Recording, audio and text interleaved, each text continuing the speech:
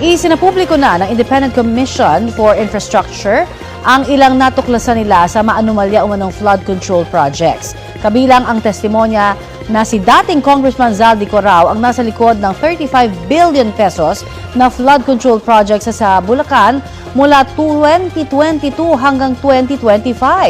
Balitang hatid ni Joseph Moro.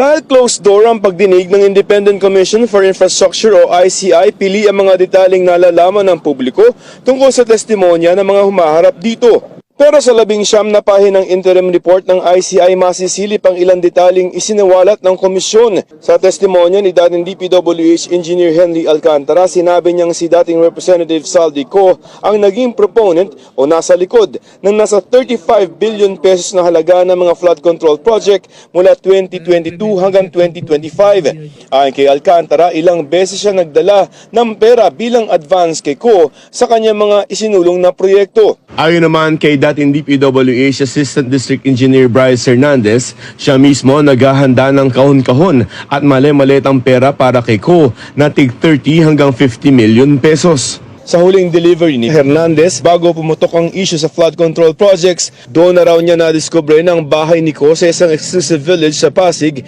ginagamit lamang bilang imbakan o taguan ng mga idinideliver na cash kay Co. Wala daw mga muebles sa loob at ang laman puro maleta mula sa iba't ibang sources.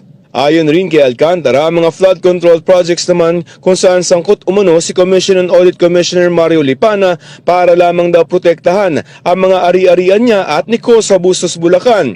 At ang in charge sa mga ito ay ang engineer na itinalaga ni Alcantara. Ang mga testimonya ni Alcantara, Hernandez at DPWH Assistant Engineer JP Mendoza ang ginamit na basehan ng ICI para pakasuhan ito sa ombudsman ng plunder, bribery, graft at iba pa sina Senador Jinggoy Estrada at Joel Villanueva, si Co at 3 iba pa.